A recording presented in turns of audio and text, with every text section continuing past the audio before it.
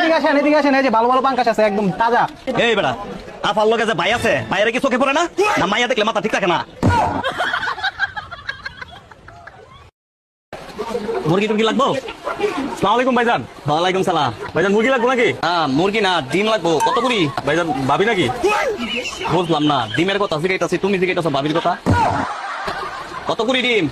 220 টাকা ভাইজান। এই লটে এ মনে হয় হ্যারি ঘরে বউ আছে, আর কারো বউ নাই। কলা নেই কলা? হ্যাঁ কলা ভালো হইব নি? ম্যাডাম চলে বুঝতে কইলে সময় গলা ওই মিয়া আমার তো অবস্থা না, ম্যাডামের কথা জিজ্ঞাসা।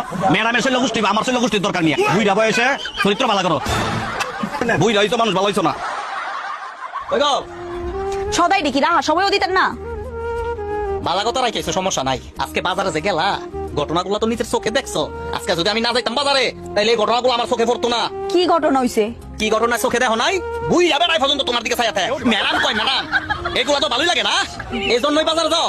আজকের পর থেকে বাজারে যাইবা না, ঠিক আছে? ওমা, এটা তো এলাকার মধ্যেই বাজার। সবচেয়ে বড় কথা হইলো গিয়া এটা নামই বউ বাজার। এটার মধ্যে যাই সব বউরা বাজার করতো। বউ বাজার ঠিক আছে, যারা বিক্রি করে হেরা তো আর বউ না। তুমি আজকের পর বোরকা বইরা যাইবা, এটা হইলো বড় কথা। আর যদি না যাইতে পারো আমি বাজার করে আনবো, ঠিক আছে? ঠিক আছে। আমার সোনা যাবে ময়না পাখি।